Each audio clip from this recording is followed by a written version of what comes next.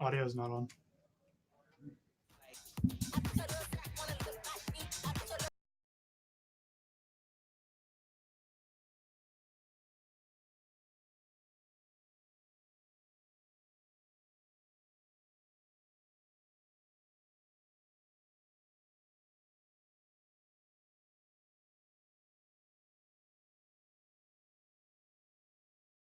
Hey, what's up, guys? Welcome to the second edition of Zoli's Court. Unfortunately, today I won't be joined by my co-host Trey. Trey had experienced the perils of day after Super Bowl Sunday. It's just let's just say I'll code it massive hangover. I think all of us around America can fully contest to what we're in the same boat for that. Buckets, how's your Super Bowl weekend? It was close to the same as his, to be honest. But I guess I just paced myself with a little more water, which was a nice blessing for me. Water with a little bit of vodka mixed in. Yeah, a little bit. Maybe some soda. I'll probably pull the Tito's advertisement out so we can start getting some Tito's laid out. Have everything a little sponsorship moment, maybe. Hey, for the brand, who knows? For the brand. For the brand. Yes, sir. So back for second edition. Honestly, I'm very surprised I didn't get fired. Was kind of rough. I mean, we're all in our learning stages. I definitely reviewed the tape last week. Saw some things I could work on. Had to make some adjustments. But we're all rooks in our game. We'll be shooting out some great content coming up the next couple of weeks, and we're very excited. Weekend was pretty good. Honestly, I was pretty enraged with the Super Bowl. Took some L's on that one. How was Buckets? Did you have any bets or any inquiries on the bowl this weekend? I didn't actually, but I had a tip from a friend of a friend who was allegedly the Chiefs equipment manager on the Gatorade. And I was like, man, I got to get to Sunday so I can bet this. We didn't get to Sunday to bet it, but I would have been wrong because he would have told me it was lime green, and it was definitely not lime green. So shout out to my alleged source inside the Chiefs. You having some Chris Broussard sources over here? Yeah, that would be really tough. That would have been really tough if I would have been like, yeah, guys, we have to put all of our money on lime green.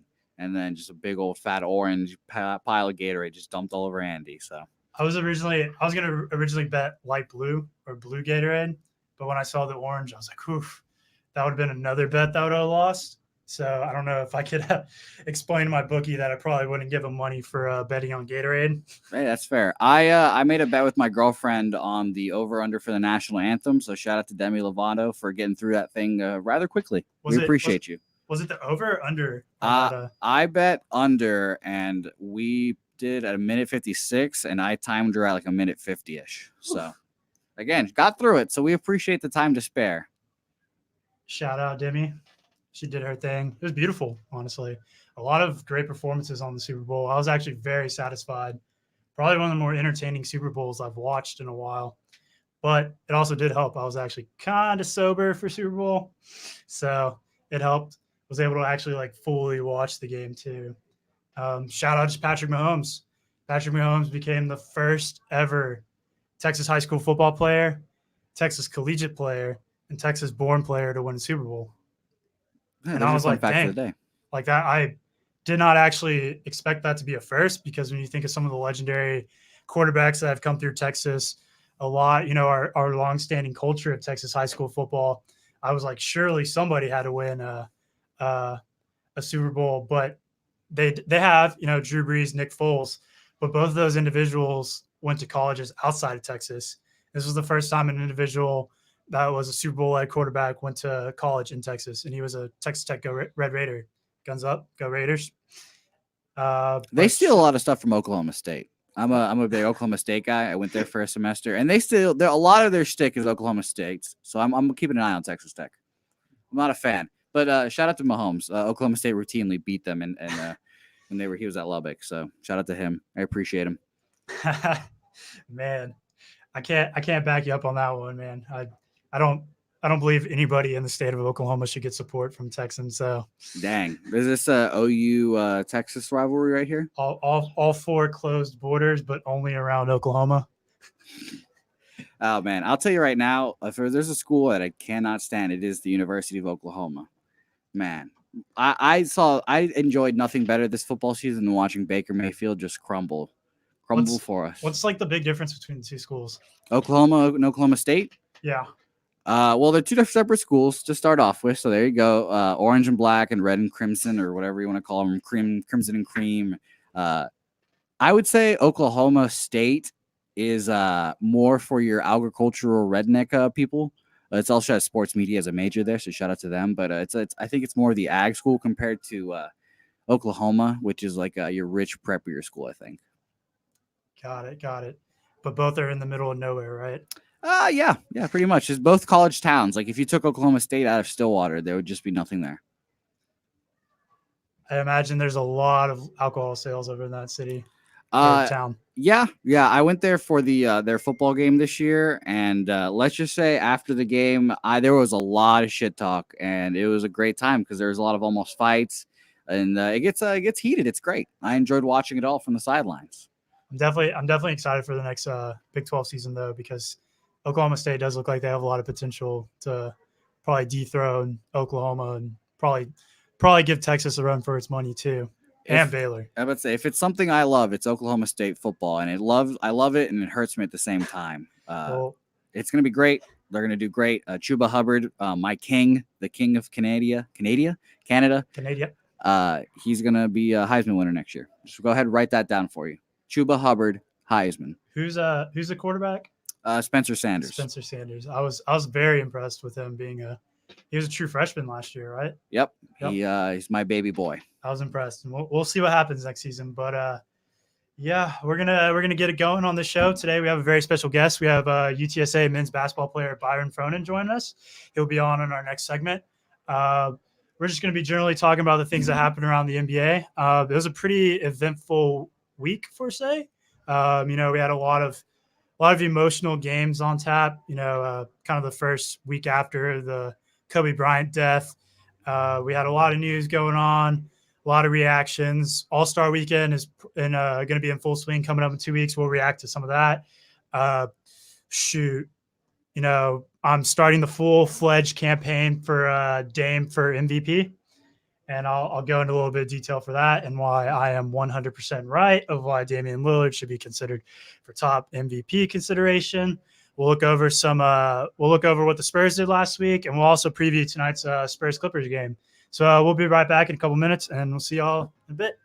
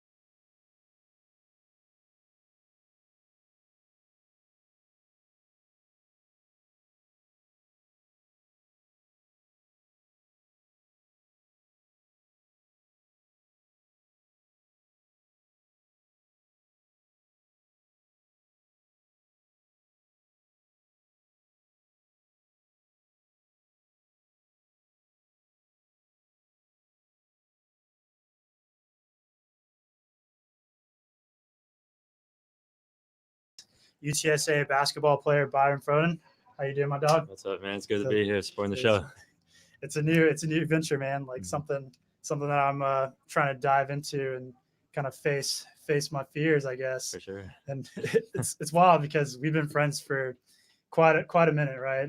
Probably after our first year of UTSA, became real good friends, followed the team a lot, and just was like, hey, I want to start getting the people that I know around San Antonio, and especially the UTSA basketball team, to start voicing how just little insights that maybe people that not necessarily don't follow sports that much but will follow me can get a little insight on that. And I just want to kind of maybe show a different other side too of Byron. Let him have a little free reign. But yeah, welcome to the setup. Yeah, it's good. Thanks for having me, man. I mean, this is a cool little setup, and proud of you doing your thing, and hopefully it works out. All right, man. All right, let's dive into the game of basketball. I'm super proud of you, man. You accomplished something very few people have accomplished at UTSA. You broke through some of the records, some of the school records. The game against UAB on Thursday, you passed career rebounding mark. Correct. Number 842 for first all time on UTSA's list. And then Saturday, I believe, was a Saturday against Middle Tennessee. You passed for all time consecutive starts for UTSA at 123. Correct. If y'all don't know, to start 123 straight basketball games is impressive in itself, but to start it in a collegiate level and to have consecutive starts, the man puts on probably more wear and tear in your body than like the average individual. And it's just something that it's just a start, but a start when how many perils have you gone through? Like you've had quite a few injuries. Yeah, I've been through my share of injuries for sure. I mean, even this summer, herniated disc and all the knee pain I've had growing. Like I've gotten shots in my knees and my toes, literally everywhere in my body. So it's definitely wearing and tearing on my body. Coming in my senior year too. I mean, excited to be done. Finally can rest a little bit, but also one that finished strong through this last season. So who or what would you like contribute towards helping you achieve, kind of the success on the record books? Yeah, I mean, I don't know. I think part of it might just be knowing my role. I mean, I play with two amazing players in Javon Jackson and Keaton Wallace. And obviously, if you know basketball, you probably know how great of scorers they are. The leading duo in the nation, Javon's, I don't know what he's right now, but he's been first or second in scoring the whole year. So, I mean, playing with them, it gives me the opportunity to rebound. I mean, I gotta do my part in rebounding and defending and knowing my role. And that's where it comes in. And then playing all those games. I mean, staying as healthy as I can, and then just doing my thing. Coach trusted me. I always kind of listen on to Coach Hinson's interviews, and you always stress the importance of having you out on the floor. Would you say you're kind of like the team general, or if you want, I don't know about the general, but I mean, like I'd say I just do the little things. I mean, little things that might not show up in the stat sheet, but I mean, it just helps your team win, whether it be diving on the floor or whatever. So if I got to get my hands dirty, that's what I got to do. Love it. That's true grit right there, fellas. That sure sounds like a glue guy to me right there. Glue guy. Glue him in. For sure. So you were one of Coach Hinson's actually first recruits. And in case you don't know, West Coast boy, you're born and raised in Vegas. How did that process come about, and how would you describe it? Yeah, so my senior year of high school, I didn't have any offers for all season. The season ended. We won state. I had great state tournament. So no offers. And then Coach Henson got the job here late April, I'd say. And they reached out to me, him and Coach Peck. And I mean, they were my first offer. They were actually my only offer. I had other schools look at me, but they're the only ones that fully offered me. And then I came on a visit here in San Antonio, and I loved it. I love the city. It reminded me of Vegas, believe it or not. I mean, obviously, the nightlife is different. But that's an extreme first. Growing up in Vegas when you're not 21, you can't do all the things most people think of Vegas as. So, just coming to a city like this, it's a great city, great basketball town, and it felt like home. What would you say has been some of your favorite memories around, the city of San Antonio, and not just San Antonio, but also, on and off the court? Maybe we'll split this question up. How about on the court for UTSA, and then off the court? How would you describe your favorite moments?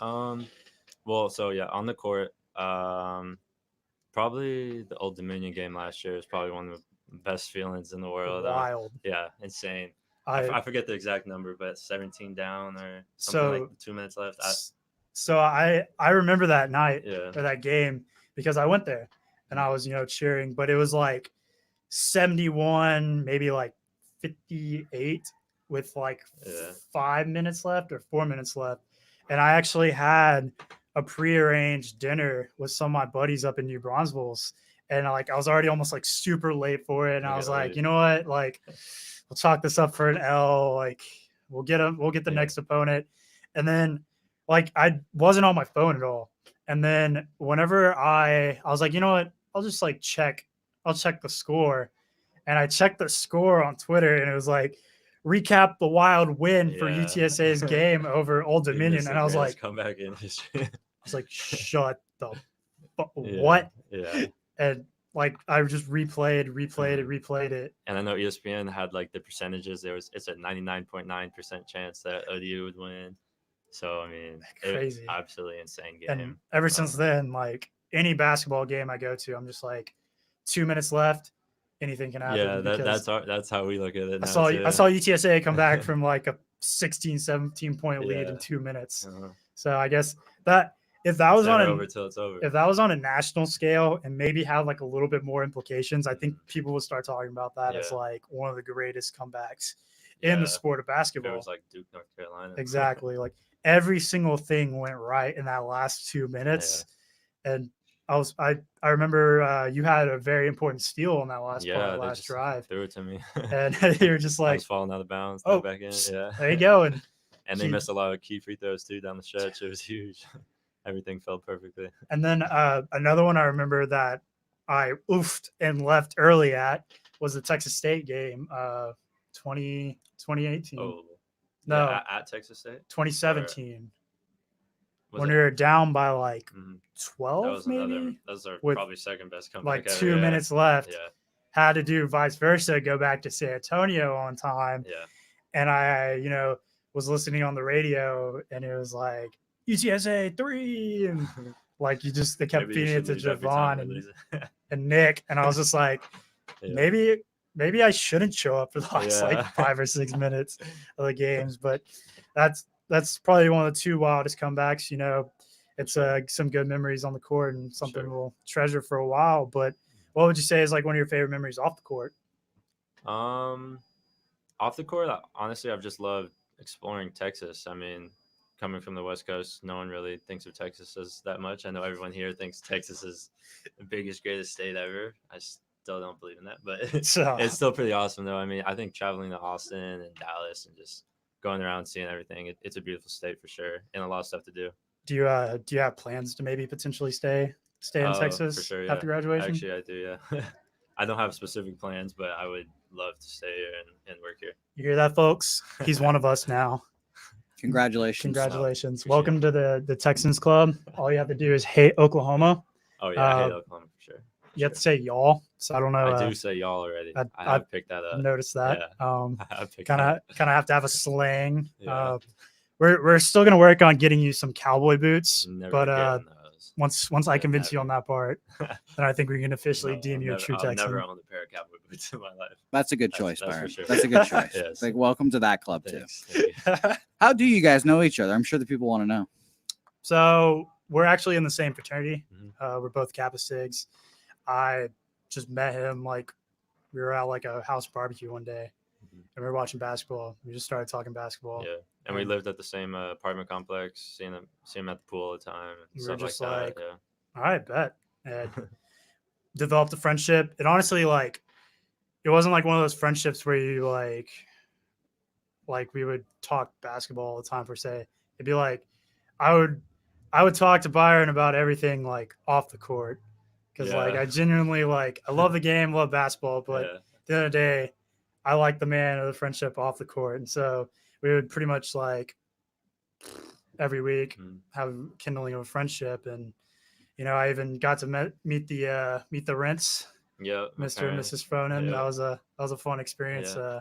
It came home. Gracious house guest one weekend in Vegas, and think that was a wonderful experience, and I Yeah. thank them all for that. Hey, we need to go hang out with your neighbor one day. Old Jason Giambi. Yeah, I know.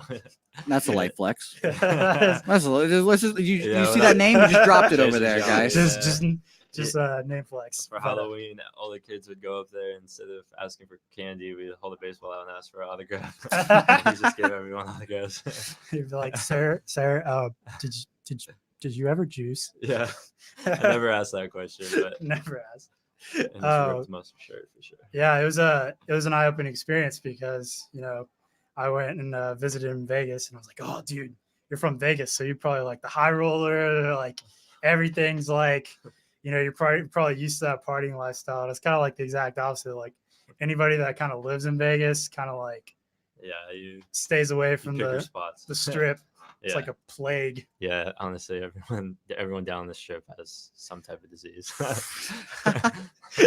So The strip is where the degenerates live, and you will find some of the most degenerate individuals, good or bad, on the strip. But definitely full of characters. And I will say, living in Vegas, going to the strip is awesome for food.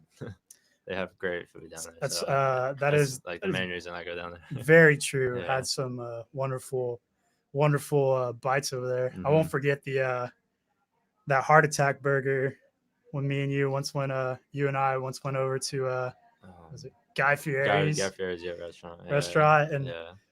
like it was literally like 2 hours before my flight. Oh yeah. And he's like, Byron's like, yo, like we got to go check out this restaurant. I love that spot. And I was like, all right, bet. Walk in, it's like Guy. I don't even remember the whole name of the title, the actual name, yeah. But everything was It's like deep fried, and I was like, his trashy nachos too. Throw it on. We got nachos, sliders. I got like a mac and cheese burger. I legitimately went on that flight, right? And when I landed, I was like, bro, worst heart attack or heartburn ever, but worth it. For sure.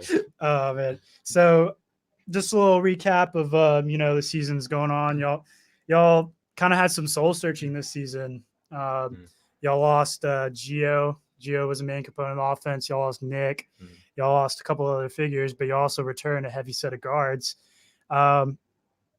Javon, Jackson, and Keaton Wallace, they do a lot of scoring. But how is the transition of having, new individuals like Eric, Luca, Knox, just to mention a few that have kind of contributed to large roles? How has that kind of like changed a little this season, or has it changed at all? Yeah, I mean, like you said, definitely losing Nick and Gio, two tremendous starters, was a bigger loss than I think a lot of people give credit for. I mean, they were both amazing players, and they were our leaders of our team for multiple years. So we relied on them, and then it was time to look to new guys. And then, like you said, a lot of new guys have been playing great. I know Eric broke his nose and then struggled a little bit, but he's coming back stronger. Knox is playing well. I mean, it's just at the end of the day, I know for us it's defense. We know we can score enough points with anyone. It's just a matter of, can we buy in on defensive end and give enough energy and effort on that side of the ball?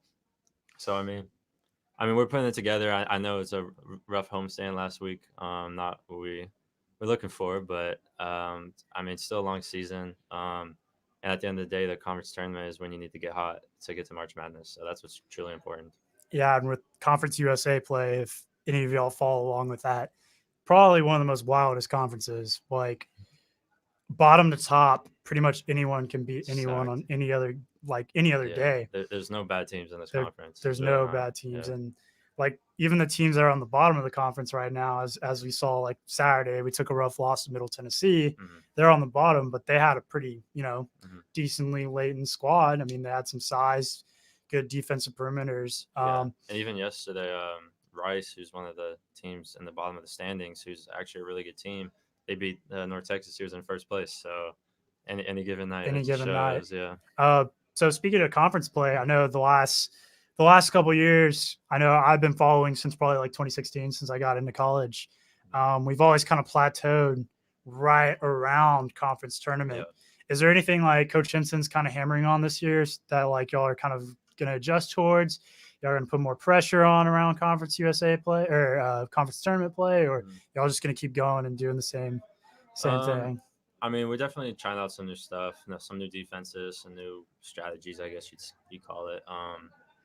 But yeah, I mean, we're really close. Like, put I'd say some games rebounding's our issue. Other games it might be guarding the perimeter, giving straight line drive layups. So I feel like every game is something a little different that we're struggling with, and if we can just put it together in a full 40 minutes together, I think we'll be fine. I don't think there's any reason to panic at the moment.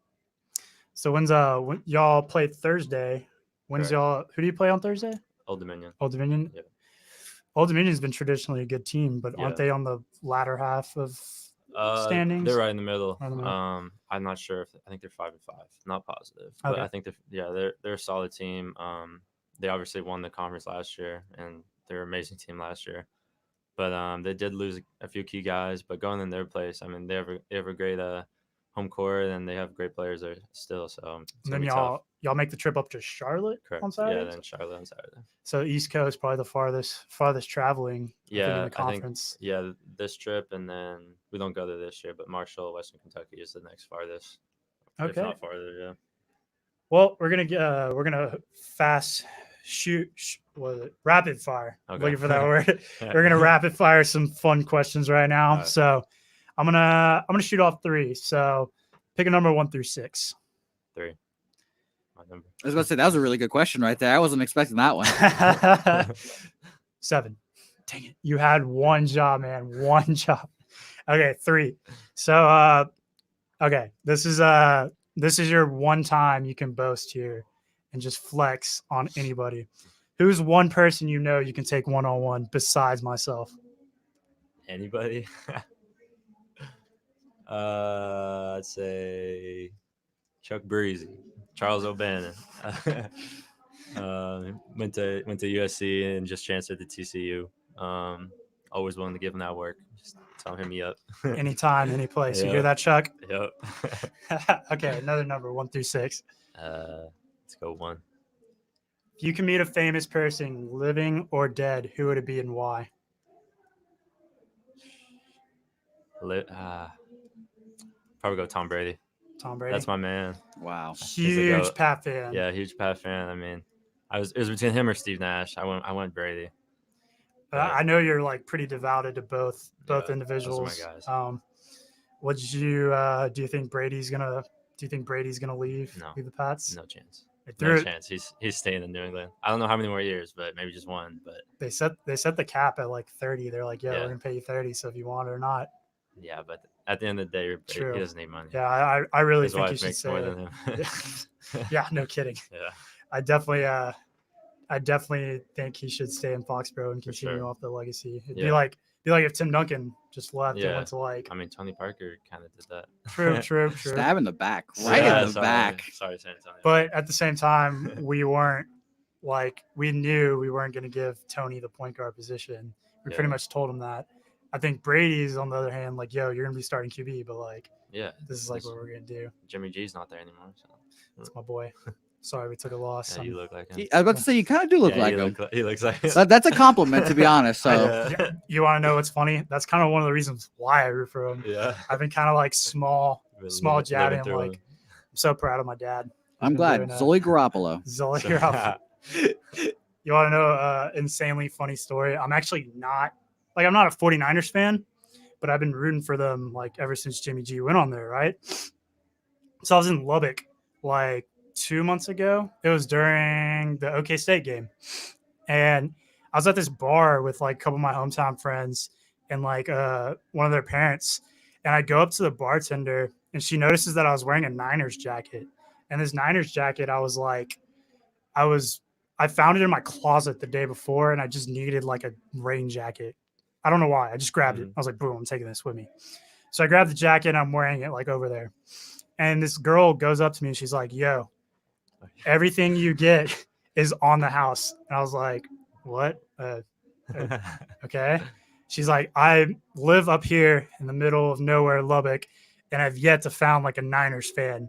And I was like, oh, she thinks I'm a Niners fan for real. I'm going to milk the hell out of this. Yeah.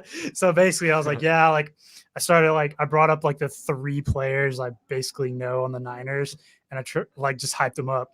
And I was like, yeah, like Jimmy G is my boy. Like, I hope he does really well. They're at that time, I think they were 5-0 start of the season. So I had like very small combo. So I got like 2 drinks. I didn't want to like overstay the run on the house. But this girl comes up from behind the bar and closes out the tabs that we had, all of the little table section we had. And right in front of all my friends, the girl goes, I swear, if you ever take my mans, I will like resent you.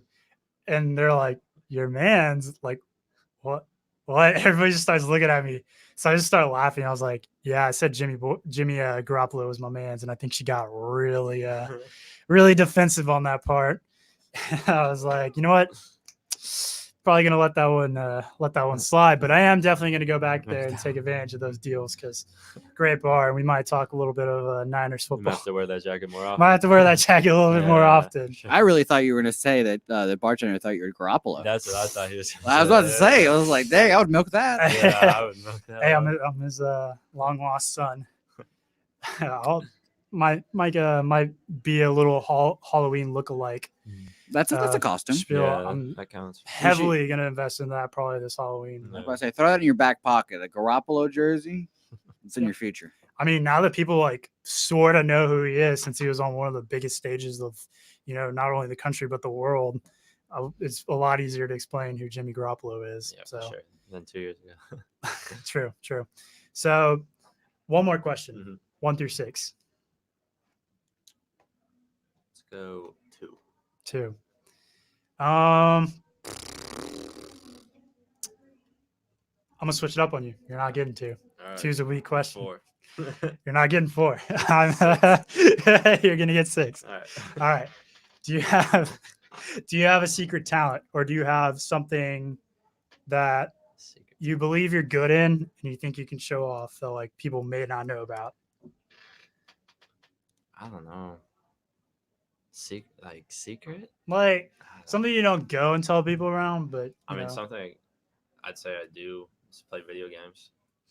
Oh. Yeah. Aren't you a avid Fortnite player? Fortnite player. Oh.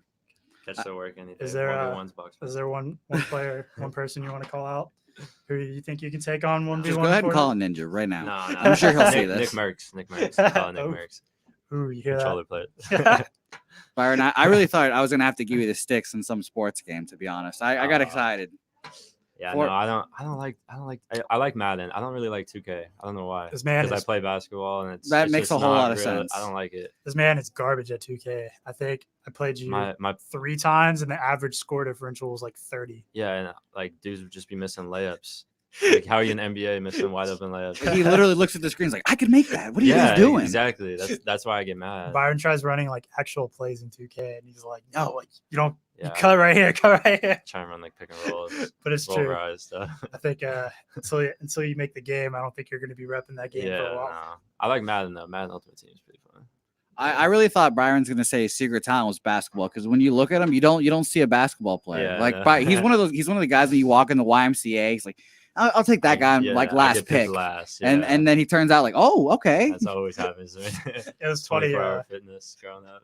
In 2 years ago, we were playing an intramural basketball league, and like one of the dudes on our team was like, "Yo, like we had Byron on or like he's in our fraternity, and we were like, yo, like let's try to sneak him in, like we'll try to play him. Like I know it's against NCAA rules, and like all of us were like, no, terrible idea, we're not doing that. But then like the funniest thing was the rec had those like cardboard cutouts that year of the basketball team, and I was like, y'all realize this cardboard cutout is literally right in front of where we're playing. Like all the other team has to do is literally point right there, and boom, our whole school's like under NCAA investigation. So much trouble. I was like, That would be the funniest sanctions. I'll tell you right now, that would be the best way to get sanctions.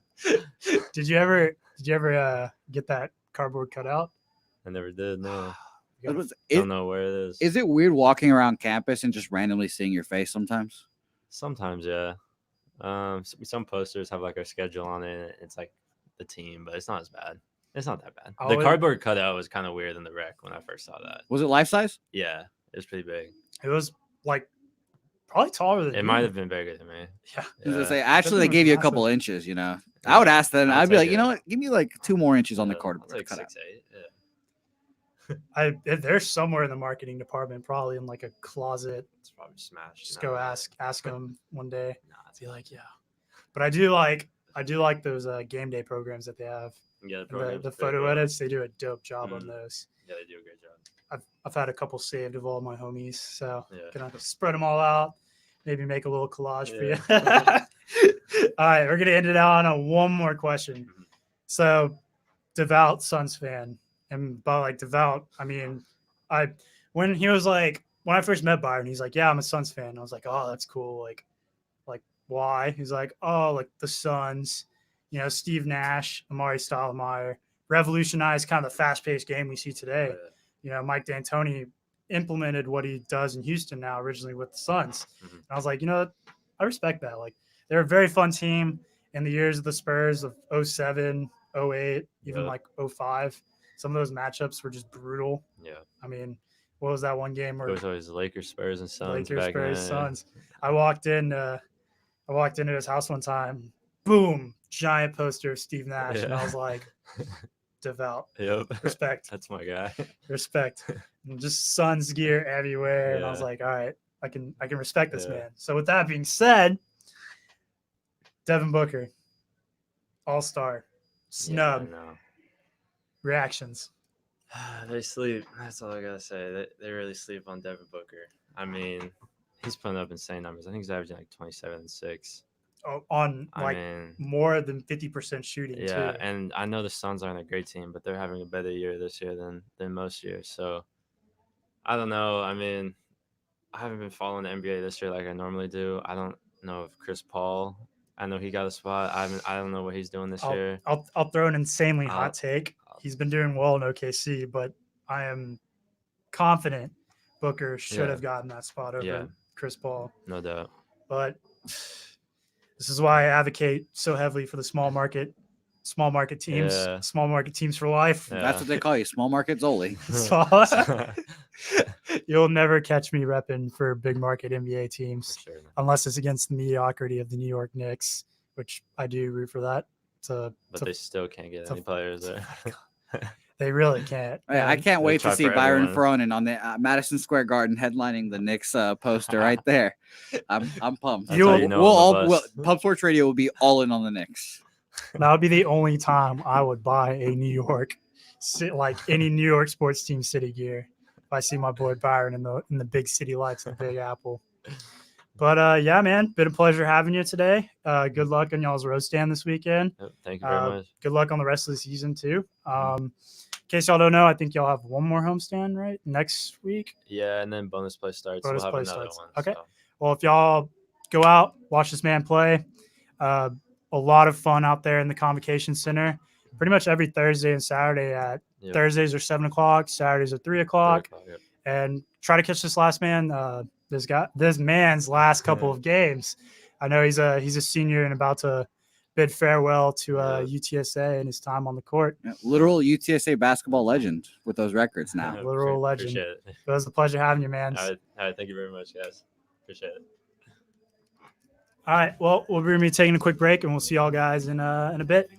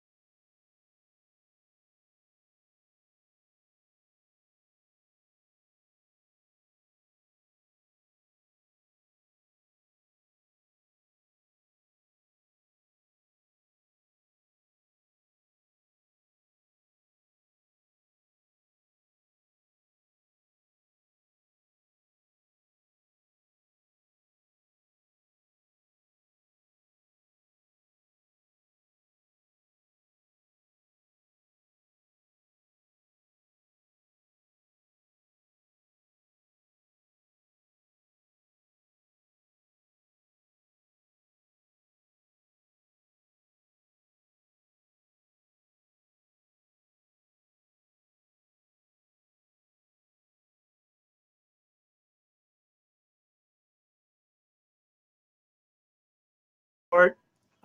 Just a quick shout out. Thanks to Byron Frohnen for joining us today. It was a pleasure, always a pleasure to get to see him again. One of my dear good friends. And we're going to try to get some of his other teammates onto this cast over the course of the next couple of weeks. Definitely good to see some insights on their season at hand. But just want to kind of jump into some of our topics for the NBA real quick. As y'all know, the NBA had a pretty busy weekend. They introduced a new setup. Did you hear about that, Buckets? Yeah. Interesting setup. A lot of divisive opinions. So I'm not quite sure how I feel about this, but in a sense, the All-Star game really doesn't count. It's really just, a spectacle to have fun, see some guys like, dunk, have some, cool matchups. It's always cool to see like, LeBron and James Harden on the same team. It's always cool. Like at the end of the day, like 90% of these guys are friends on the court. So like seeing them hoop with each other and having actual genuine fun brings a joy to my face. So I'm actually like probably one of the few people that genuinely enjoy watching the full All-Star game. But the NBA revealed a new format for this year. I'm going to pull up real quick from their actual official press release the other day. The NBA announced today a new format for the 2020 NBA All-Star Game designed to increase the level of competition throughout the game. Changes include a new fourth quarter format that will honor the late Kobe Bryant, rest in peace, who earned 18 All-Star selections and a record-tying 4 NBA All-Star Game MVP awards. The All-Star Game's in Chicago this year, so general stance is, I believe, per each winning team, I believe the winning team will be donating somewhere close to $300,000, and then the losing team will be a charitable donation of $200,000. It says the community organization selected by the winner of each of the first 3 quarters will receive $100,000, and then a total of $300,000 will be donated to the charity for those 3 quarters. The winner of first 3 quarters will be the team with the higher score at the end of the 12-minute quarter. So I believe what they're going to be doing is resetting the quarter or the score every quarter. And then by the 4th quarter, it would be set back to 0-0. And what I believe they're doing is the final target score will be determined by taking the leading team's total cumulative score through 3 quarters and adding 24 points. 24 points representing Kobe Bryant's jersey number for the final 10 seasons of his NBA career. The teams will then play an unlimited 4th quarter, and the first team to reach the final target score will win the NBA All-Star Game. You might be asking, it's a little confusing. Why can't they just keep the score going? I don't know. It seems cool. Seems new. I'm all for change. We'll see how it works. If it's a dud, who cares? We'll still tune in. We're gonna have to watch. Yeah, it's gonna be fun regardless. We get a game-winning shot regardless. It'll be fun to see who takes it and who shies away from the moment, and then the defense increasing in the 4th quarter will be fun to watch too. Oh yeah, and regardless of the circumstances that happened before it or why they're honoring it, I feel just to genuinely change the rules will actually give a maybe a little incentive to play. I wouldn't necessarily say play harder, but maybe have a little bit more meaning towards the game. And they're definitely going to be playing a little bit more on the somber side of this game, but it's going to be fun to watch. I think we'll put it for an example. Scoring might be kind of hard, but we'll say, for instance, kind of a little rundown on it. If the cumulative score of the 3 quarters is 100 to 95, the final target score would be set at 124 because one team, is 100. So plus 24, 124. The team with 100 points, need to score 24. But the team with 95 would need to score 29. So they're going to whatever the team has to reach 24. It's going to be a little confusing. You're going to see a lot of arguments, but who cares? It's just an all-star game. They're here to have fun. Plus, we get to see the draft this year. That's going to be exciting. Yeah. Who do you think I'll start with this. Who do you think the last pick will be in the draft? That's what I'm excited to see. It doesn't really matter. You shouldn't feel bad because you're literally one of the best players in the world. Exactly. But it's still going to be funny to see. I'm going to go ahead and I'm going to guess it is going to be either my boy Jason Tatum. Hopefully he's made some good friends that will pick him, or Domantas Sabonis. Sabonis just seems like the tall white dude. No one really wants him, and he'll get picked last. No disrespect to Mr. Sabonis. Yeah, he's very good at basketball. Very good player. But very good at basketball. Like the San Antonio Spurs, the Indiana Pacers, I don't think a lot of people are going to turn their eyes on to what's happening with the Pacers unless, I don't know, they're on a 10-game winning streak. And, rightfully, he does deserve that spot. The dude's been balling out all year. But, yeah, unfortunately, I do think he's probably going to be the last pick. Wouldn't surprise me if Bam, That's a good one. Miami Heat. I hope he made friends. And, yeah, he's all deserving too, which kind of dips into the question with those two players. Maybe Kyle Lowry, but I feel like Kyle Lowry's been in the game for so long that, like, he's going to get picked probably around the middle tier. Yeah, there's 24 or 23. Wait, no. 13 per each conference. So 14 reserves. 14 reserves. And 12 or 10 starters. So, okay. Yeah. I'm excited to see the first pick for each team. Obviously, if LeBron gets the first pick and he doesn't pick Anthony Davis, we'll all be shocked. But, it'd be funny to see LeBron not pick him. Or at least Giannis picking him. That'd be funny too. True. I think they're going to probably do that, honestly. Like, I think LeBron's going to go and be like, yo, AD. Sorry. Come here, dog. This is the NBA All-Star game is really like a time for players just to like start like talking to each other about like next offseason. Like, hey man, let's be friends. Let's all meet up in New York. Let's all go to Boston. Let's all go do this. So I'm excited to see that Jason Tatum, the young buck, is over there going to make some friends for the Celtics in the future. I don't think anybody's saying, hey, let's go to New York. Well, that's fine with me. Let's all go to Boston. Let's all take a trip. Let's all go freeze in Boston, please. I mean, there's a beautiful city with a beautiful river just flowing right through our downtown. So I'm ready to canvass for the city of San Antonio and willing to bring all individuals in the NBA All-Star game to come down here. But as history has found, it's pretty unlikely, but we'll see. I'm excited to see some of the new young guys that are getting their first opportunity to be on this grand stage, like Luka's first appearance. Brandon Ingram has been a surprise, been holding it down for the Pelicans during Zion's absence, been a quality 20 and 10 player. Who else? See, Trae Young. Trae Young's easily one of the best guards in the NBA right now. The dude is lighting it up. I mean, Jason, we were just talking about him. Jason Tatum. Yeah, he's great. It's not Ben Simmons. No, Ben Simmons was selected last year, right? Yeah, but he's still a young player. And if he ever decides to shoot, maybe he'll be better. Pascal Siakam first. Oh, yeah, Pascal. Sabonis is technically first, I believe. I think this is Rudy Gobert's first time, too. I mean, no one really cares about centers, but I think he's actually been in the All-Star game, though, before. Really? Man. I want to say like 2016 or 2017, maybe. Well, maybe that's when we started respecting centers more. True, but he's also been like 6-time Defensive Player of the Year. Or he's good. He's really good defensive center, but no one cares about that stuff on All-Star voting. That's the issue. But it's kind of like you pencil in, like, hey, we need like a defensive player for the All-Star game. Usually, it used to be Al Horford. Yeah. Yeah, Al Horford on the Celtics and the Hawks. Yep. But like I've always said they should get rid of, selecting All-Star appearances by position. Yeah. It's time. Let's just start throwing out some centers. Exactly. Like, not to diss the role of the center, but when you have like guards that definitely have been, a staple point of their teams, like Bradley Beal, for an example, definitely think Bradley Beal should have been at least mentioned or, thrown at least an All-Star reserve. I think we should add a spot for each, like one more spot per roster, so another person can get in. And I'm definitely all for no positions in the All-Star game. For example, I would much rather see Byron's Devin Booker than Rudy Gobert out there. Me too, Buckets. Me too. But my biggest take on that is I would like to see this happen, but I know deep down that like none of the owners would want this avenue and or like any of the front office executives, but just eliminating conferences in general. But it's been talked about.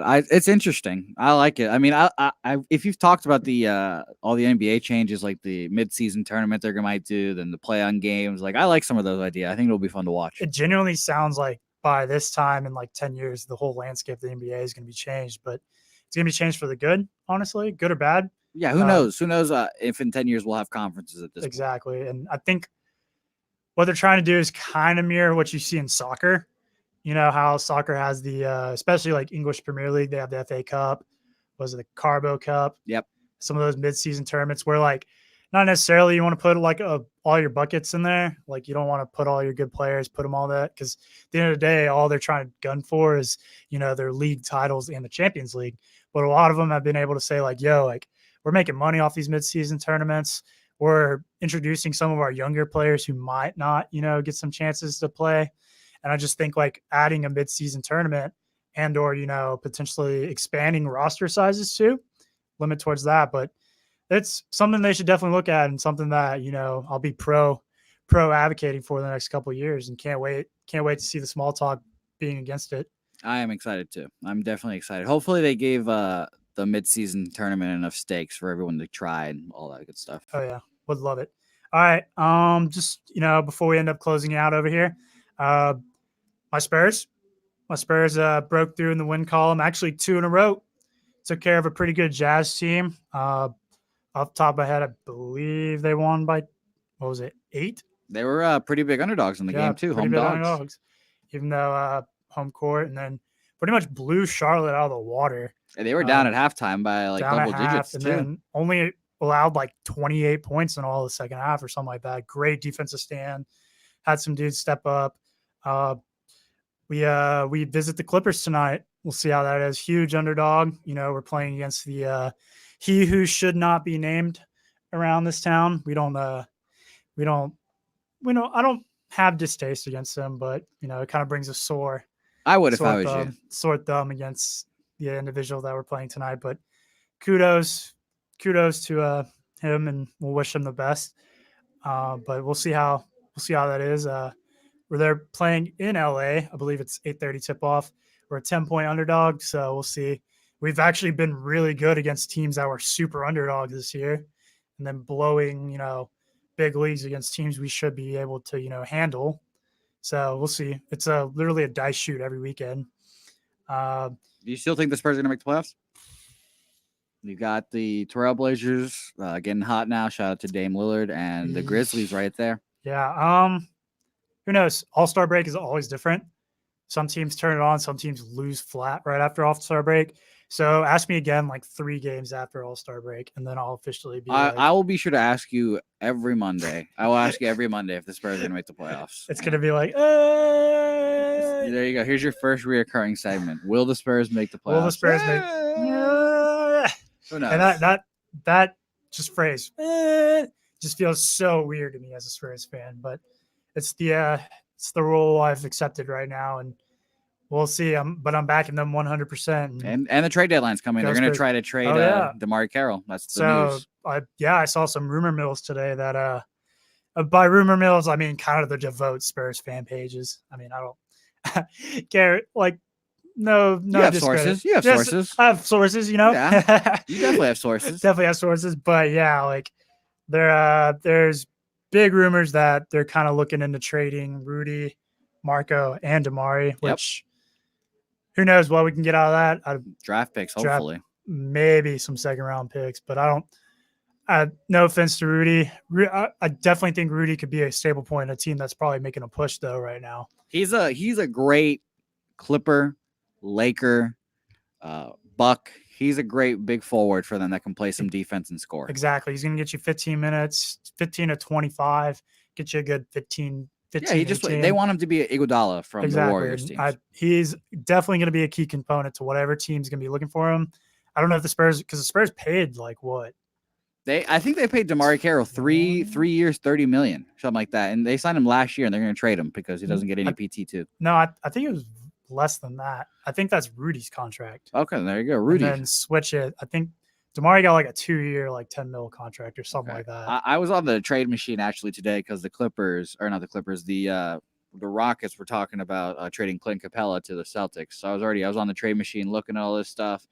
It's very interesting. I've heard like 6 different rumors for Clint Capella. Like the Hawks are looking into him. Let me just tell you right now, Zoli, I'm good on Clint Capella on the Celtics. I'm good. I'll take a pass. You know what? The Rockets can trade him to anywhere else.